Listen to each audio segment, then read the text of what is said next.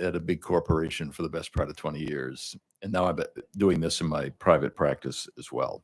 But it's not all about me. My experience pales in comparison with the panel that we have here today. They are Anne-Marie Malecha, CEO of Dezenhall Resources, who's one of the sponsors of this great event.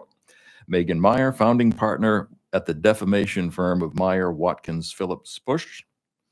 And Colleen Laughlin, Senior Vice President and partner at the government affairs firm Washington Office. Well, let's start by framing the environment we're operating in right now. Every year, there's a big PR firm that puts out their trust barometer, and they looked at all the things that were going on around the world having to do with trust. And they surveyed 33,000 respondents in 28 countries, and they found the following: that there is a greater acceptance for aggressive action, political polarization, and fears that result in a sense of grievance. And I think we've seen that play out somewhere in the news and in the practices of the people sitting to your left, my right. Another poll was done by the Harris and the Page Society, and they polled chief communications officers at what the top challenges were for 2025. They cited 4.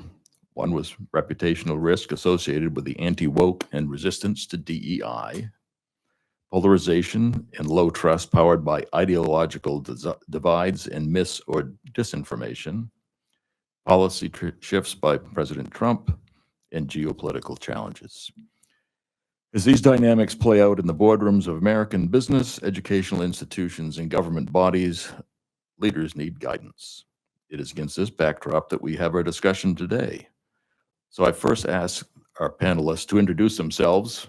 Rather than have me read off a lengthy bio, I'm going to ask them to talk a little bit about themselves, their work, and their experience.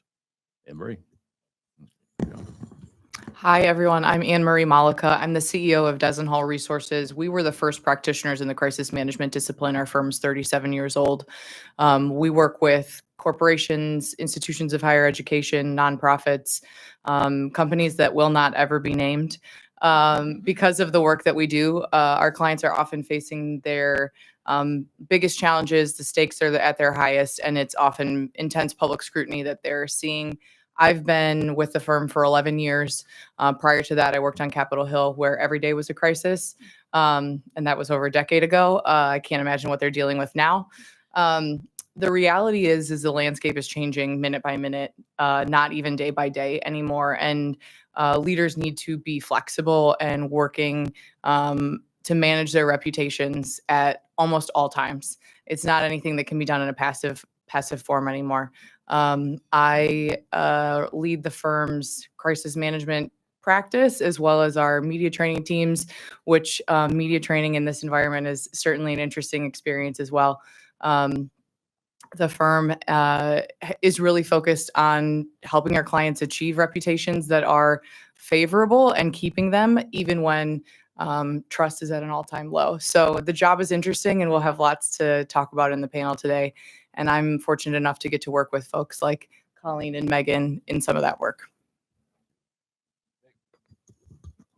Hi, Megan Meier. My partner, Daniel Watkins, is here with me. We're the founders of Meier, Watkins, Phillips, Pusch. We're a DC law firm that helps companies and their leaders facing defamatory attacks. We bring defamation cases and litigate them if it comes to that. And hopefully it doesn't. Sometimes we get a call from Anne-Marie or somebody else who's a communications professional that wants to partner with us in dealing with negative press before it comes out, hopefully deterring it from being published by helping to educate the reporter about what facts are wrong, and if not, helping to educate the newspaper's in-house lawyer about what they've got wrong in the story and the legal risk that exposes them to. We've had a lot of fun cases in the years that we've worked together, about a decade now.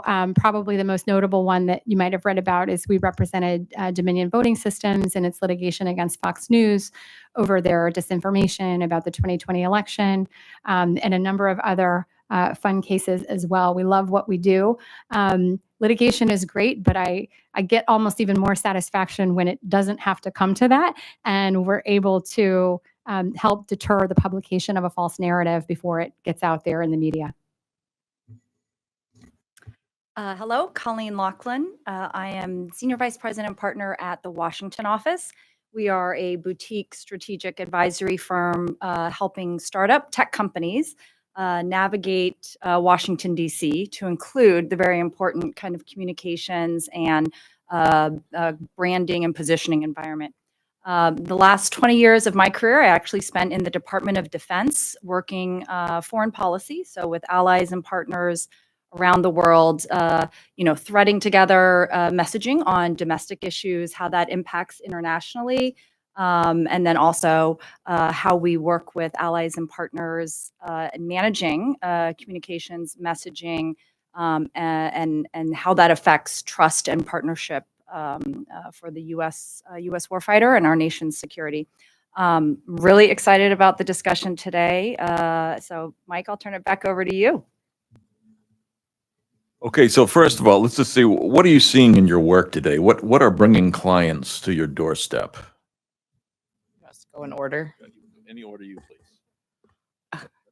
I would say just about every executive order that has come out so far this year would be chief among them. Also, I think disinformation and misinformation are a significant part of our portfolio. Litigation as well, but that is often framed because of regulatory issues or what's happening on the Hill or within state governments or within international regulatory bodies as well. The bottom line is almost everything has a through line of perception versus reality, and the reality and the perception are almost always different. So I think that organizations of every shape and size are having to define what is right and wrong faster than they ever have had to in the past, because as soon as something that is a false narrative takes hold, whether there's any truth to it at all or none at all, it's very difficult to reverse. Things on the internet are not deletable, despite the fact that people sell that they are. And that, frankly, is an incredible challenge, whether you have a company that's 10 people or 100,000. I'll jump in just to switch it up a little here for Megan. So I guess I would say two things that I'm seeing. One, with the clients that we work with. Oh, thank you so much. With the clients that we work with, I am thus far lucky that we are not necessarily in crisis mode, right? These companies, though, are looking to understand what is happening in a very dynamic and sometimes chaotic communications environment to understand how they, again, connect to priorities, connect their narratives, connect their mission. The other thing, though, I'm seeing that I think is even more interesting, because I do get to work with so many technology and emerging tech companies, is the impact that AI is having on many of these issues, and just being able to discern truth and move at speed. So I'm seeing a bunch of different types of defamatory attacks. One is companies being perceived to have political beliefs or political support that they don't have. So, for example, we recently represented a popular consumer brand of an item that you could pick up in the local grocery store. The company was being listed on a list of companies that you should boycott because they supported Project 2025. It's not true. The company has a policy against corporate campaign contributions of any kind. And if you looked up their employees' donation history, it was 6-1 against Project 2025. But this company found themselves on this list, along with a bunch of other companies who also had not supported Project 2025. The list was starting to go viral and create some real harm for them. And thankfully, we were able to get that taken down off of the various places that it had appeared. So we are seeing, I think, more and more, I think companies are facing a lot of pressure to take a political stance. That has risk because, whichever stance you take politically, you're going to upset half the people. And if it's your true stance, I think Anne Marie's probably the person to call. If it's not actually a stance the company has taken and it's false and defamatory that it's circulating out there, that's the sort of thing that we're dealing with. A second thing that we're seeing is a lot of organizations, companies being attacked in connection with Doge, right? So XYZ company is, committing fraud with taxpayer dollars, those sorts of accusations. And you do the faintest of diligence, and it's like, okay, that's misrepresented. That's not accurate. So we're seeing a lot of that right now too. And then all the other non-political stuff that's less interesting, corporate competitors accusing each other of fraud and all other sorts of various high crimes and misdemeanors. Jump back to Megan's first point about some of the things that we're seeing related to disinformation and not being able to stop that before those lists sort of come out. Something that our clients are coming to us saying is, how do we avoid that in the next cycle if they got to this place now? And also, when do we take a stance? At what point do we have to say something? What's the criteria to do so, whether it's political or social or impacts your employees or potentially your supply chain or how you operate in the world globally? About 10 years ago, I think people were really weary of taking any sort of political stances. 5 years ago, that really shifted to the pendulum swung the other way. And now we're kind of coming back and sort of leveling out in the middle, where if it doesn't have anything to do with your day-to-day business operation, perhaps you shouldn't be meddling in it. And I think still companies are really wrestling with that, because you've got two very different sets of constituents that you have to answer to, whether that's your internal audience and your employees versus what's happening out in the world. If I could pick up on a Yeah. comment Megan made, not just companies dealing with sort of some of these not just companies dealing with some of these reputational impacts, but also public institutions, right? And we're seeing things, I think, about what public service means and looks like. And so you start to now come to this challenge of where are sources of truth and where are sources of trust across a society. Well, so there's the word of the day, which is trust. So what can organizations do in this environment to build trust? Everybody likes to say be authentic. I hate that word. Almost as much as I hate the word transparency. You do have to be authentic, but authentic attached to mission-driven and values in an organization where it's a bunch of alphabet soup that doesn't mean anything, doesn't really advance a narrative or a position in the world. The reality is building trust is an exercise that happens over time. And it's not that you have to be perfect. It's not that you're going to do everything right all the time. It's that you have a plan, you try and stick to the plan. When the plan doesn't go well, you acknowledge that that has happened, hopefully without doing injury to yourself or others or bringing on legal injury for yourself. And it's a constant exercise. I think the biggest thing that helps build trust for consumer brands or even B2B brands is that everybody in your organization is singing from the same song sheet. That means comms and legal is aligned. That means marketing and sales are aligned. That means operations and finance are aligned, and that you're working in the same direction. Because most crises do not happen because people sit around a boardroom and figure out how can we mess this up. It's because there's humans that run these organizations, and somebody accidentally shoves something in a drawer, or we didn't think that was going to rise to the occasion of this particular problem of this particular day. So we tried to do something else and fix it before it became a bigger issue, and that didn't work. It's all of these little things day to day of how operations are run and also how you interact with the world. If you only talk to the media when something is bad, the presumption is going to be that you only have bad things going on in your organization. And if you only talk to your employees when things are bad, it's going to be the same thing.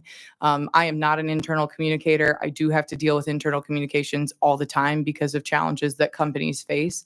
But the reality is I think internal audiences are almost more important than external audiences, with the exception of if you are a publicly traded company. And then your shareholders generally get to take top spot on who matters most. Yeah, I would echo that, I think, and say communication and consistency would be the two pieces. And I think that applies to, I can draw from my time in the department, making sure we understood who the audiences were that you're messaging to, how you're conveying your values, and then to, I think, what Anne Marie is saying, you cannot be communicating only in times of crises. That needs to be consistent and over time to build that trust factor. I couldn't have put it better myself. One comment I just want to add to underscore the importance of Anne Marie's point of how important your organization's internal communications are. So today's like disgruntled employee or disgruntled former employee is tomorrow's source for the Business Insider piece to say you have a terrible organization, right? And so it is like especially important. And I encounter that, right? Because I'm dealing with media stories and trying to explain, well, that's not really accurate and da da da. But I think it underscores the importance of those internal communications and having good relations with your employees and former employees to the extent possible. Indeed. And I'm going to make a comment too because I'm the moderator. But anyway, one of the things that it's a simple thing, and this is not any PhD level thought I'm about to give you, but it's how you act day over day over day. And it doesn't matter how many big posters you put up in the hall and the break room that say all of our vision and values, is how you act. And that comes right from the top. So if all your leaders are behaving in the way that aligns with what you say, that's a great thing because that trickles down. But if that doesn't, you got a problem. And it bubbles up from the bottom.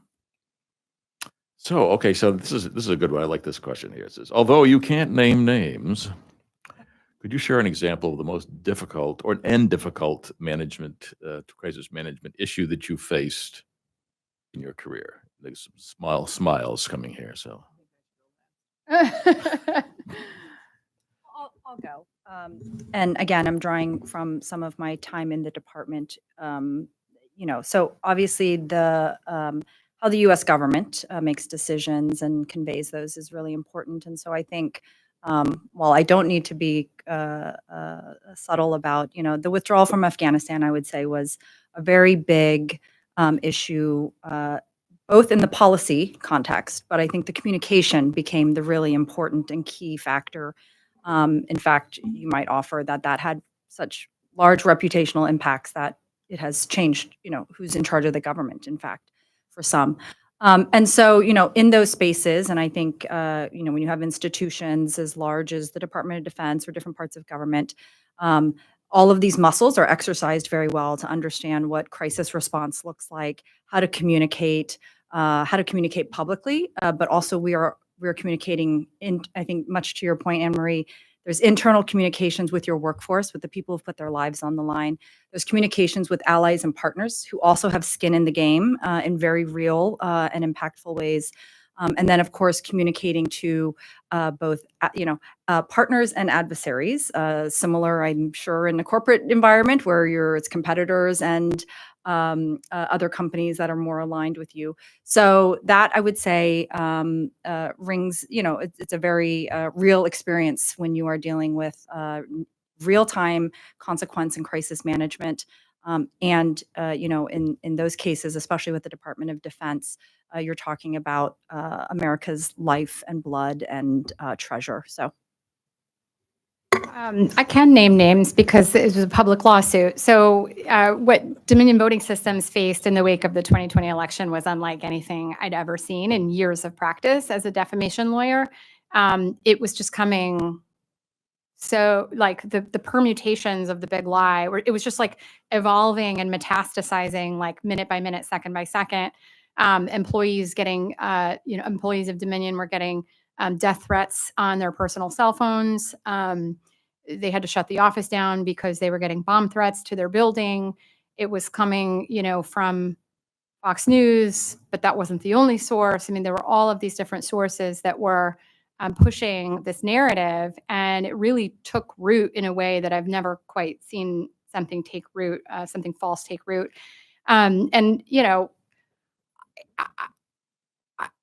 I think we did what we could, right? We litigated that case. We pushed for discovery. I think that what we were able to uncover in that case, what was important, I think it was good for the American people to be able to see what came out in discovery relating to folks not necessarily believing what they were putting out there, and sort of knowing how silly it was and how false it was and how unreliable the sources were who were peddling it. My sister was very angry when when we settled the case because she said we needed a public trial. And I said, read the summary judgment opinion. And I was really happy that in summary judgment, the court was able to look at all the evidence and conclude, based on all of the evidence put forward by Fox News and Dominion, there was no dispute of material fact, no dispute that their claims about the election were false. And I felt like that was, that was the honor of my career to be part of that case. And obviously I wasn't the only lawyer on it. There's a very big team of fabulous folks on that from other law firms as well. And so, but, I was proud to be able to do that. I know that we didn't get the groveling apologies that some folks were hoping for, but guys, money talks, okay? Money talks. And so, but that was the toughest crisis I've ever had to be involved with and try to manage.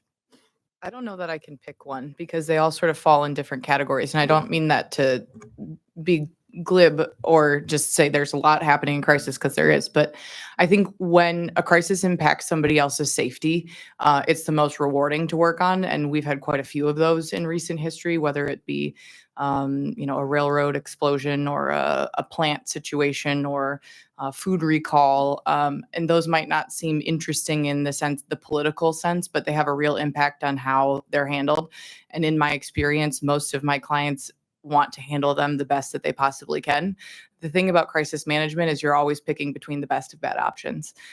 It is never ideal, and there's always changing factors that you have to take into account every single sort of day as the crisis wages on. On the more political side, I think one of the more interesting things, and this is something that's actively happening across a number of different clients right now, is how they navigate a regulatory environment where they have no idea what's up or down. And if you're a federal contractor, just about every single executive order coming out of the White House or some of these agencies could have an impact on your business. If you do business with the federal government, what you say, whether that be about DEI or about your own hiring practices or your personal political beliefs, could have an impact. And I think that is something that I've never seen in my career.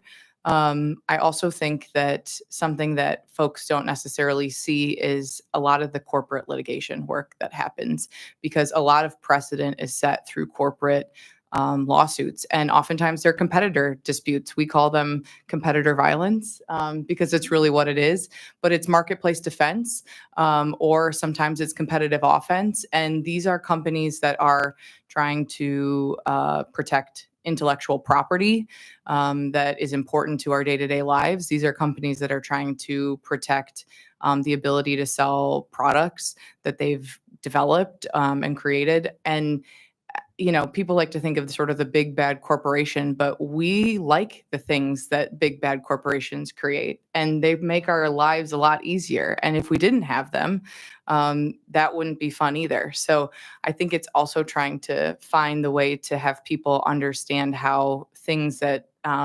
seemingly could change their lives if they go away, what's that like? And from a consumer product perspective, I think that's something that we do a lot of on the perception side these days.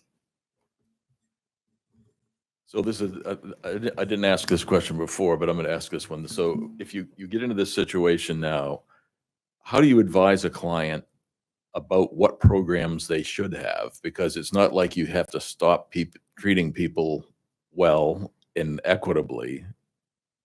So, I mean, how do you thread that needle? That's kind of a tough one here. And I thought about that because, I worked for the Raytheon company for, 18 years, and we swung with that pendulum. We went there, and I can't imagine being a communicator or a legal or a lawyer right now in that. So what can we do in this environment? The opposite of diversity, equity, inclusion is sameness, inequity, and ignoring others. I don't think there is a world where most people think those three things are useful in any environment. And it's become this buzzword that means something. It has a reputation of its own to certain groups of people. And oftentimes, the best way to do that is to continue doing the work that needs to be done because it's important to your business objective. And I think that is where most of, at least I see corporate America going right now, is if it's fundamental to me being able to do business, we're going to do it. whether it has a name or not. And I think we're now seeing an opportunity for organizations to rebrand. I hate that word too. What those efforts are, because if it has an impact on your bottom line, there's a reason to do it.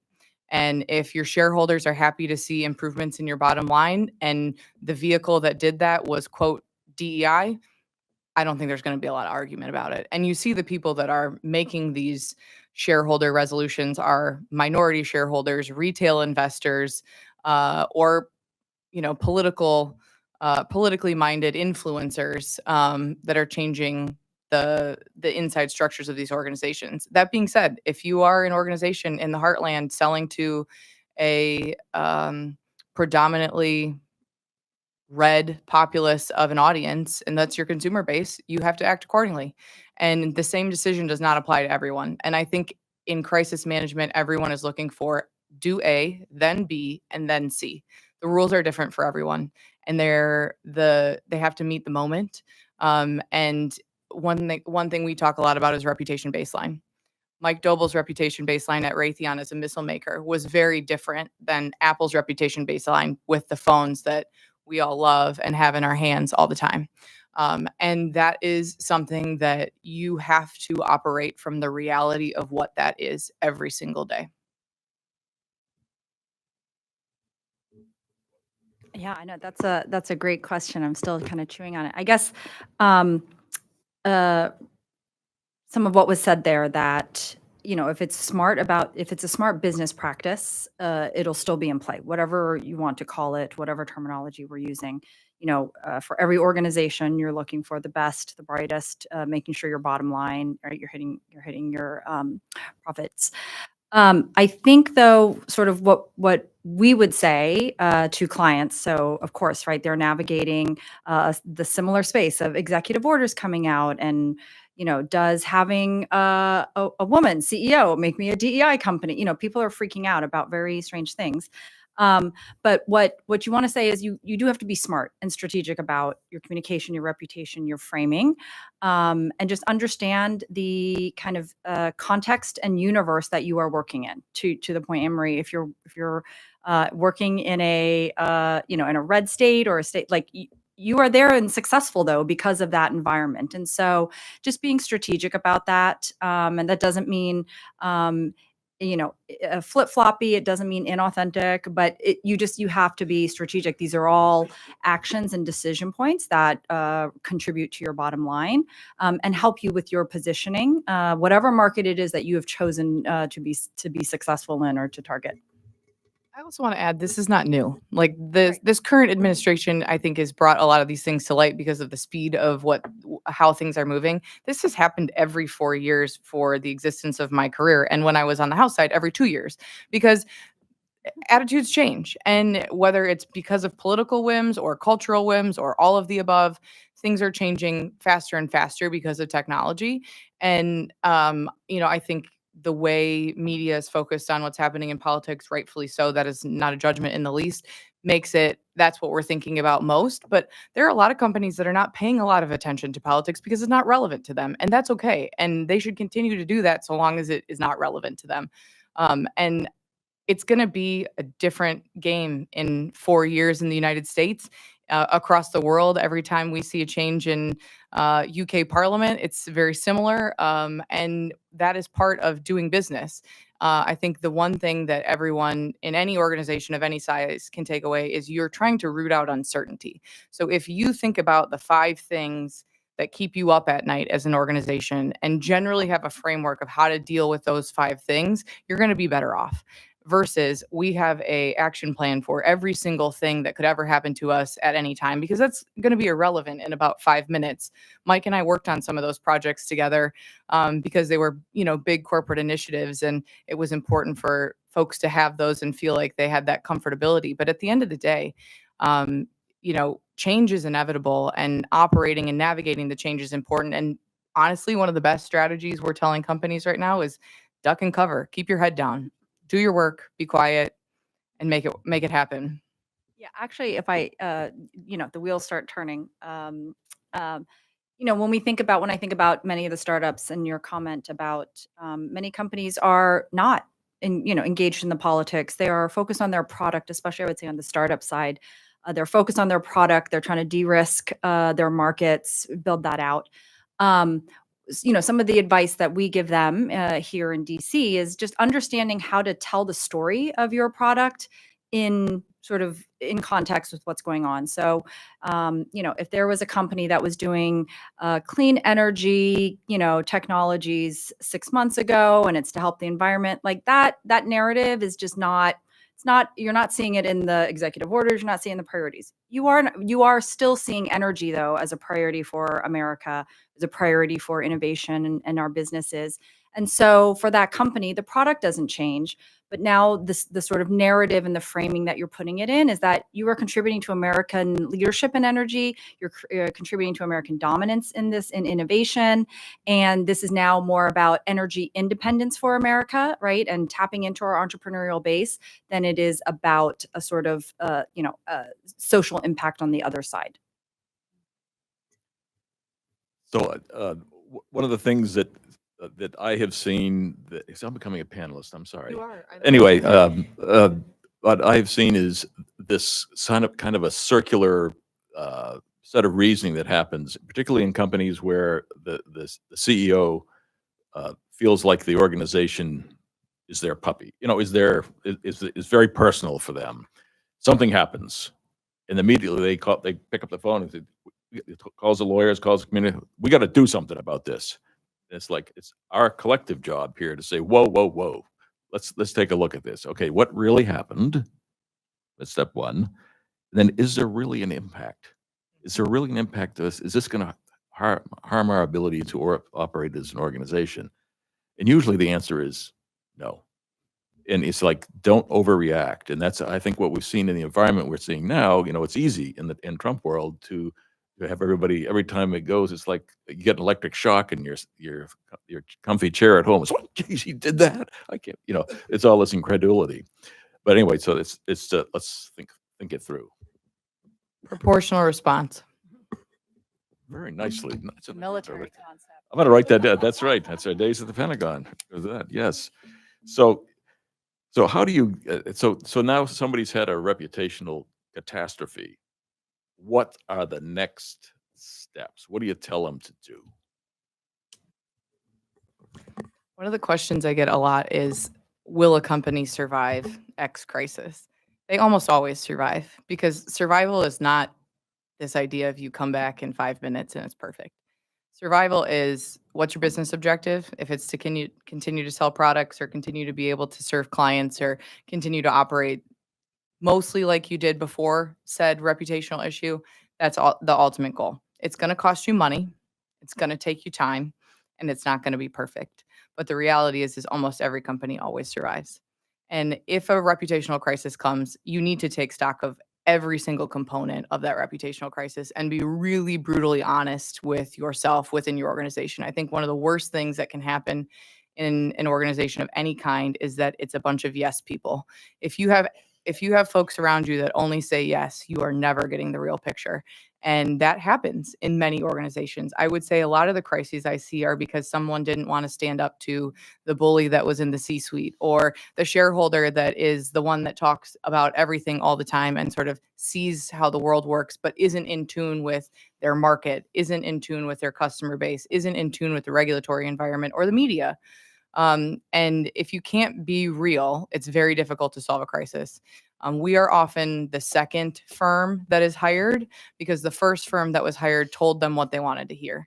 And I would rather get fired for telling you what is true than have a client for a long time because we fed them a line that kept them on our books. It's just not how we operate. And I think everybody on this panel is an arbiter that is the same way. And that's really important, particularly in a town like Washington, where folks will say, well, I know somebody and we'll just take care of it. That's not how it works. It's hard work. You have to roll up your sleeves. It's going to take time.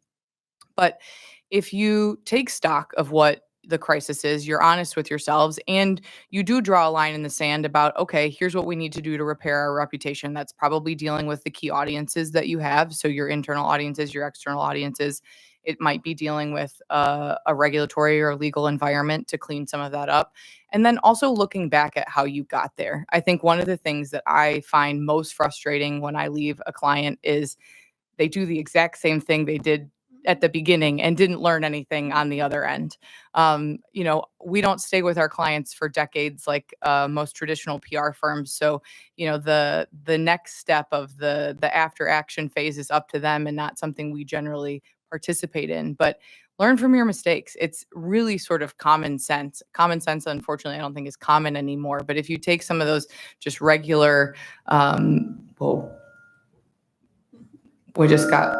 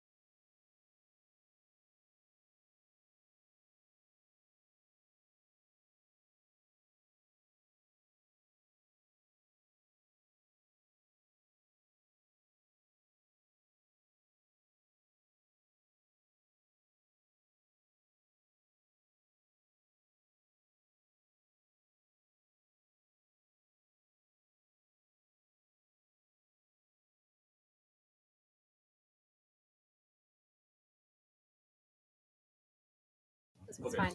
That one's okay. I don't know what I was saying, so we're Okay, gonna skip that. okay, we'll skip that. Whatever If it you- was. We're going to May- recover. Yeah, this is Yeah, a that's right. pivot, is what we call Right, this. right.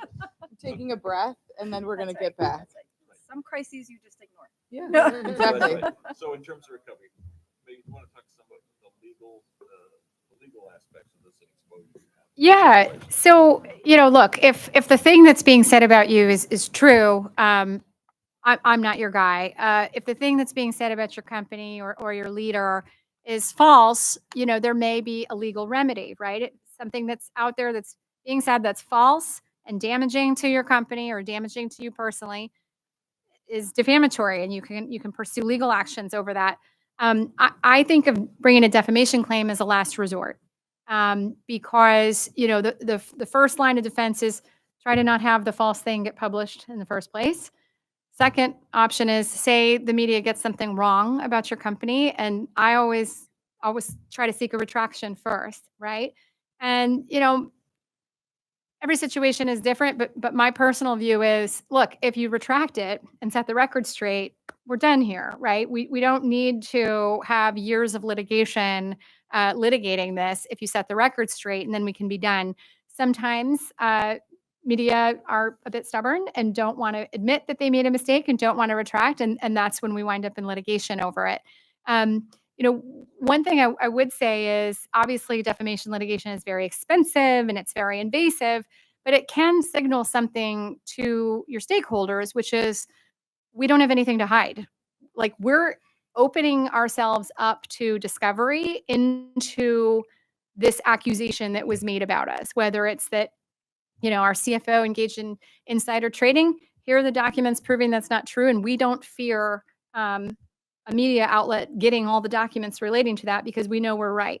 And so that can be an option not only for recovering damages from the outlet that damaged the company, but also it can be a vehicle for setting the record straight so that people can actually see the receipts about here's what the truth is. We talk about the court of public opinion versus the courtroom a lot. And I have had the pleasure of working with Megan and Daniel when we've had the convergence of the court of public opinion and the courtroom. And oftentimes the courtroom is a tool more so for the court of public opinion, not to diminish the law in any way. But when a lawsuit is filed, everything that is in that lawsuit becomes public information. And that becomes something that is often very valuable to folks like me that can push that out into the world. But the court of public opinion is a runaway train right now, and anybody is a journalist. I do not mean to diminish the field of journalism or those that are trained journalists, but if you have an iPhone or a smartphone and you're willing to put it on the internet, it can become, quote, public and problematic very quickly. Something that our firm encourages many of our clients to do is to attack their attackers. And that sounds harsh, but it's not. If someone is motivated to hurt you or your business, the best thing you can do is stand up to a bully sometimes. Sometimes the best thing to do is duck and cover. And taking that risk calculus is what crisis management is all about. And understanding what your risk tolerance is and what's going to work in the moment that you're in. But when you do attack your attackers, they often find a different target. You're not interesting anymore when they don't get to run roughshod with whatever narrative is that they have. And sometimes you do that on your own, where you as a company can say that. Sometimes you do that with friends. So building your bench of who can speak on your behalf, whether that's a trade organization or other folks that are in your orbit. Sometimes it's scholars that can analyze the problem. Sometimes it's pundits. Sometimes it's reporters. But the court of public opinion, I think, is where we're seeing more and more cases be adjudicated per se. And I think that's only going to continue. And if you want a celebrity version, just check out the Blake Lively, Justin Baldoni case, because it is making what I've been doing in the corporate side of things for years, what we call high stakes lawfare, front and center for everybody in a fun celebrity version to watch. And that's something that corporations take on a lot. Okay. Okay, so what's the most common in advice that you give people? I mean, we sort of covered off on it, a lot of it, and what you've said already. The most common advice that you give to leaders who are either contemplating what they do about a crisis or just wanting to be ready. Take a hard look under the hood. Make an honest assessment of where you're at as an organization, what the vulnerabilities are within your organization, and if you have solutions to address those vulnerabilities. On a very tactical level, the piece of advice I end up giving more often than not, which is shocking to me, is do you have the passwords for everything? Do you have the passwords for Twitter? Do you have the passwords for the system if you need to shut it all down? Do you have the correct login so that you can get that information? It's one of those things that particularly I think in this environment of you have to be everything to everybody on every platform, it's funny, but it's not. And it's really serious that if you can't get into something in an emergency and you've got an agency that's in Singapore doing that for you on a different time zone, it becomes really problematic. I guess I would say some of the advice would be knowing how to act with speed, resilience in an organization, and then knowing how to get back the narrative control. Um, again, I'm continuing to watch this space on sort of deep fakes and how you get ahead of that. And I think, when you think about that in a corporate context to then down to more local state government, like there are wildly huge implications there. And so I think also thinking through mitigation and safeguard measures so that you are also prepared. So I would say, much more on the government side, making sure they understand how are we going to react, what might we do. Whereas, I think on the corporate side for clients, I would say, you sort of if you can see the storm coming, be ready. But oftentimes these things come pretty fast and hard, and so just being able to understand. What are your key audiences? What's the message you need to put back out or counter or reinforce, and just being ready in that regard. I think the audience piece that you bring up is huge because you can't be everything to everyone, and you're often going to have to choose who matters most. It's not like picking amongst your children, but you will have to, if you are a publicly traded company, probably prioritize your shareholders over your internal audience. And that has ramifications too. And there's the regulatory component of all of that as well. So understanding who your audiences are, and then also how they rank in order, depending of what the issue is really important. And I think any organization that thinks they're going to be everything to everybody is just destined to fail. If that's your attitude of we have to please everyone, you're never going to have a win. And one thing I'd just put in here that I think is good advice for anyone is knowing who the people you call first. It's like there's some people you should have on speed dial, and there's people in your organization who should be all ready to get together. And so you're not saying, well, who's gonna, that kind of thing, bad thing. When you go to the thing that says, in case of crisis, break glass, and there's a little sticky note there that says, we should write a plan. That's kind of a bad thing. But anyway, that's another, I guess, piece of what I would say is sort of common advice. So how do you manage this? One of my favorites here is, how do you manage the relationship between the legal staff and communicators and like the marketing people who want to say a lot of stuff, even at bad times? Everything's a negotiation. And that is, I think, one of the most important things for communicators that are in-house to consider. One of the things that we recommend to all of our clients is to try and have the best relationship you can with legal, because you can treat each other as adversaries or you can treat each other as allies. You're inevitably going to have different objectives. Their objective is to manage all legal risk, and mitigating all legal risk, you could say nothing, and that would do that. But that's not how it works. And I think most modern lawyers understand that. For organizations that have to move quickly, which is most, especially if you're a consumer-facing brand, where you're trying to take advantage of social media trends or things that are happening quickly, the best thing you can do is build a framework with legal and build trust between your teams. Because if legal says you can do these things sort of in the guide rails, and they believe that you're a good arbiter of that, then essentially you will get a rubber stamp to get approved and get out the door quickly. You see this now with some of these more viral moments happening. I'm sure we'll see some over the next couple of weeks with March Madness.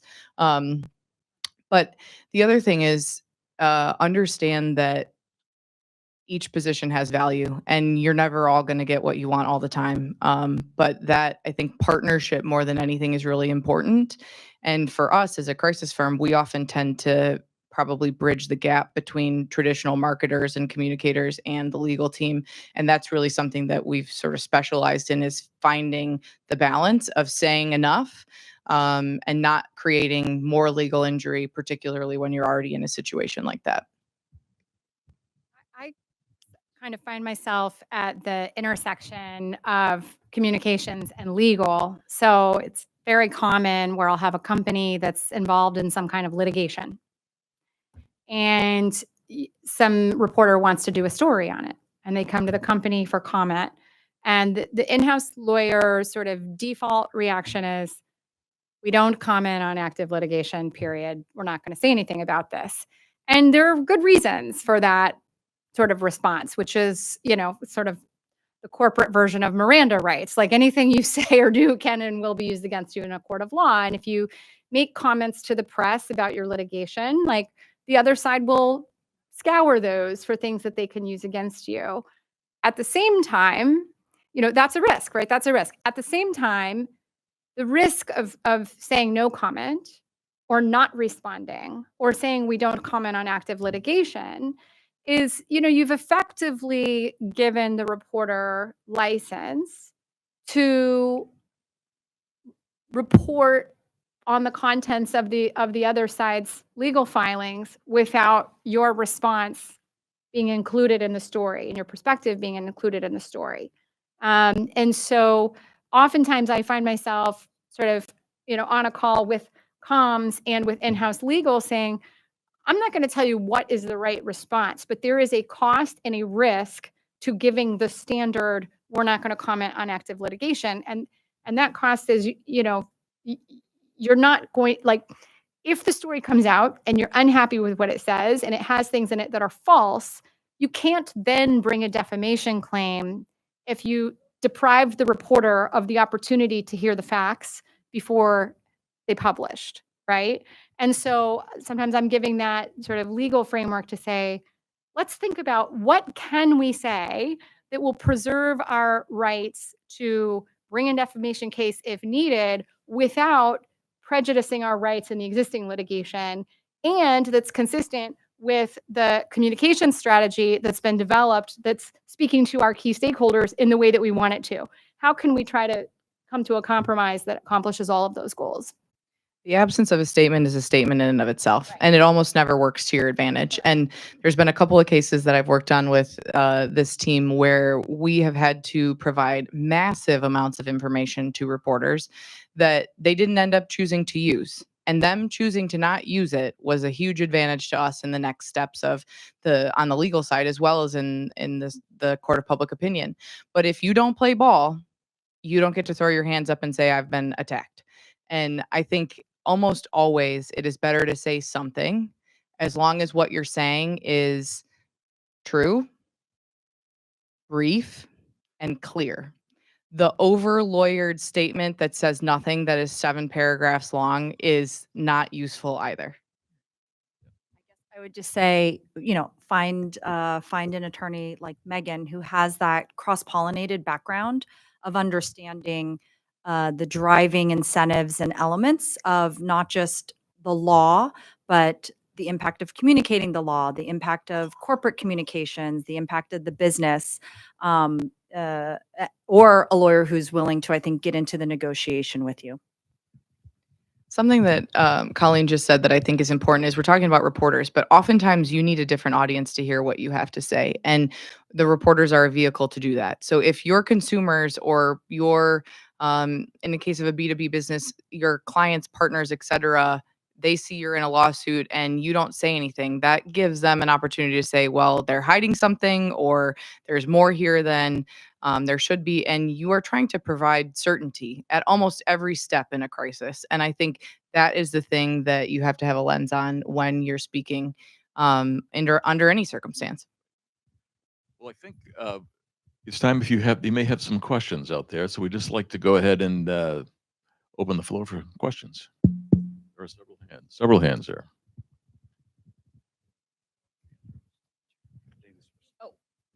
Okay, thank you. Thank you for a really fascinating discussion. My question is admittedly self-serving, and I'm cognizant of your response that there is no one-size-fits-all, but universities and professors have been roundly demonized in the media and in politics these days. So I'm curious what advice you might have for university presidents or professors who are seeking to manage or navigate this very challenging terrain. As someone that works for universities, you have to educate students. That's your goal first and foremost. And having an environment where they feel safe is also important. And I think the balance of safety and the balance of having an environment that's conducting the business that you're supposed to be conducting are the two things that need to be at play. I think there have been a lot of academic leaders that have become more concerned with sort of the celebritization of their position than the practicality of what their roles are. And getting back to the basics and fundamentals of that, I think, is chief among them.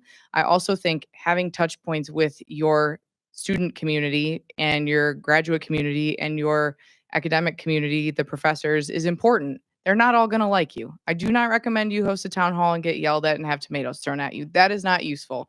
But you could have coffee with 7 people in a dining hall occasionally and pop out and see people. I think there's this perception of the dean in an ivory tower, and that was something that I think academia really liked for a while. And getting away from that and getting back to human interaction, it's a lot harder to be a jerk to somebody face to face than it is when you're a keyboard crusader. And any opportunity you can take that away from those folks is important. Now, priorities in universities have to align, and they are drastically misaligned depending on the organization. And many of them are also terrified because they just lost an enormous amount of federal funding. They're worried about losing donor funding, and they've got donors that are also activists. You have to do relationship management, and that is not one size fits all. I would say build yourself a stakeholder map, and I hate that phrase too, but who are all the people that matter? And there should be a person assigned to those people, and they should not be the same people, and they should not have the same talking points. And it's a constant bit of work. Your reputations from an academic perspective, I think, are probably at the lowest that they've been in recent history, and people don't trust you. The other thing is you've been selling a product that's really expensive. And I'm an elder millennial, and I have a lot of millennial friends that are going to be paying off student loans for the rest of their lives because they were sold a bill of goods. And we're the first generation to have it worse off than our parents. And that's a difficult thing for you to combat. And that's not your narrative to carry, but it's the backdrop that I think is important for people to think about. And when you hear that, Harvard got a huge donation for some particular program, but you've got students that are really deserving, that are fighting to be there, and it's expensive for that to happen, it creates a lot of angst. There's a lot of haves and have-nots. And that is something that you have to decide who matters most, the donors or your students. I think along those same lines, public service is sort of under attack in some of the same ways. And so I think this too is where the resilience of the organization, of the cadre, of the dedicated, but stay focused on your mission, right? And I want to say this to a company also, like stay focused on your mission or your product, but also be cognizant of where and how you need to evolve in this sort of brave new world, right? And I think that's one thing I've learned so much from the startup community is being able to take their core thing and evolve it. And so, we are at a societal kind of crossroads in some of many of those spaces of what that will look like.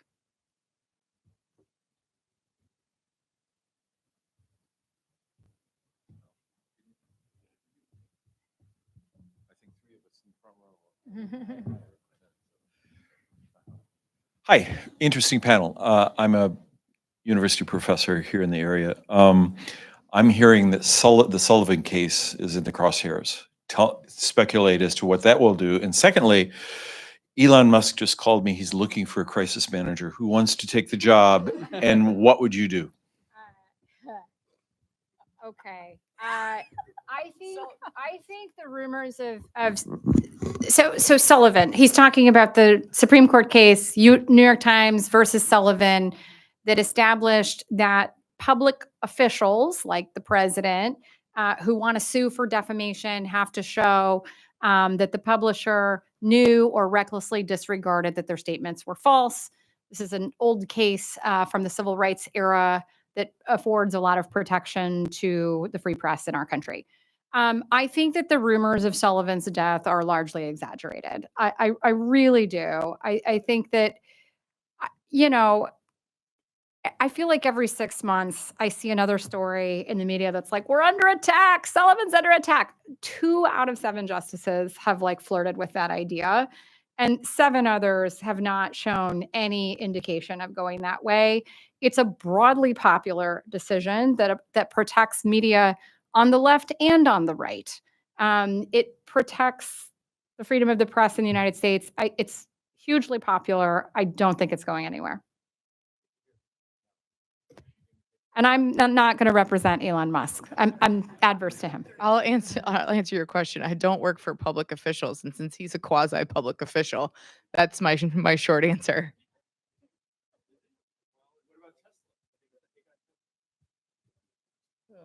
Unfortunately, I'm conflicted out.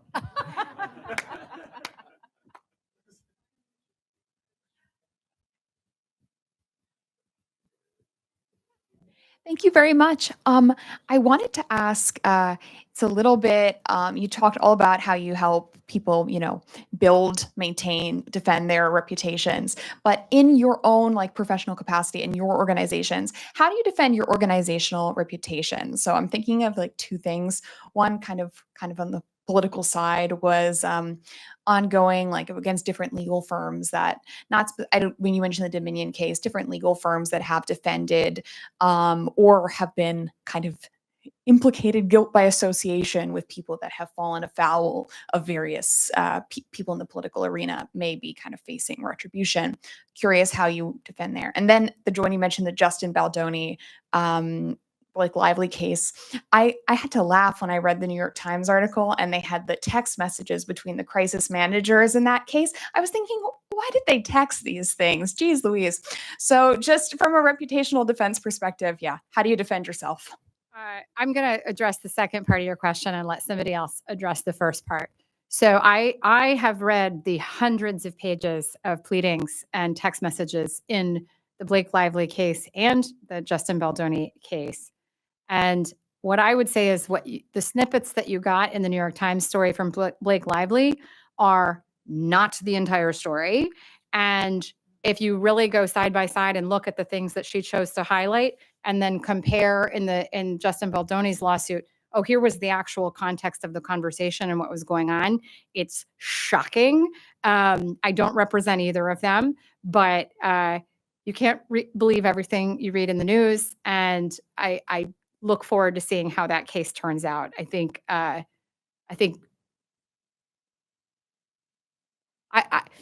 look, it's too early to say, but based on the pleadings, it looks like Blake Lively's team did not present the entire story in a truthful and accurate way. And I'll let somebody else address the other piece. Well, I'm going to address that piece too because it's more fun. I also have read all of it, and not to be too shamelessly self-promoting, but we're launching a podcast called Reputation Nation, and that's our first case study. And there's a lot of receipts, and I think that is something that if you have ever watched The Housewives, Real Housewives, you know that receipts are really important, and how you frame receipts are really important, and the framing job was not great. On the point of the law firms that are in trouble with guilt by association, I have worked with a few of the law firms that have sort of come under attack. I think if that standard goes away of legal representation not being available to people, it's going to have a huge effect on whistleblowers. It's going to have a huge effect on the entire apparatus of how this town works. And the idealistic part of me says we don't want that for good reason because of the precedent it sets.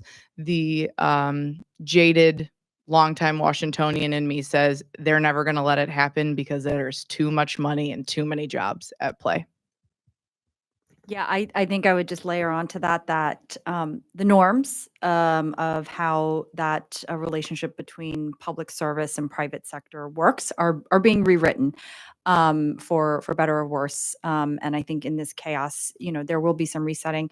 Pulling security clearances, those are not guaranteed if you're not in the government and in a role where that is necessary. So a lot of these are small things and actions that are within the purview of the administration to make decisions like that.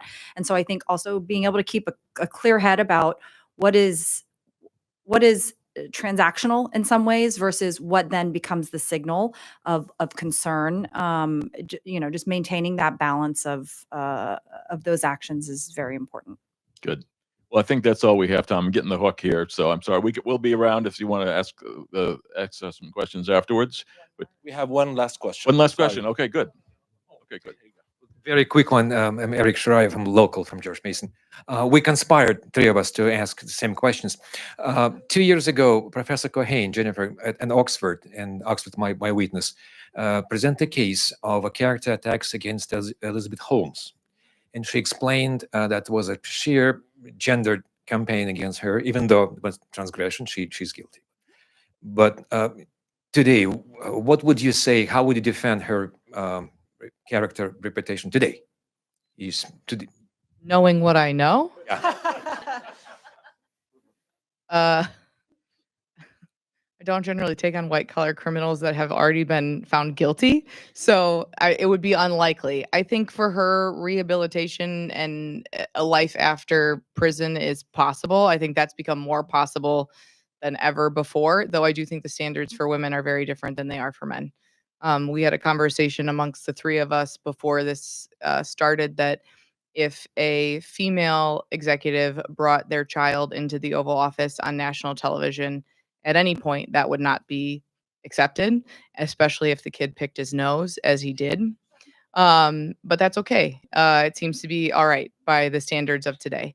I think Elizabeth Holmes is a victim of her own idea of herself. And I don't know if she has any medical diagnoses, but I would be willing to bet that there's more at play than what meets the surface.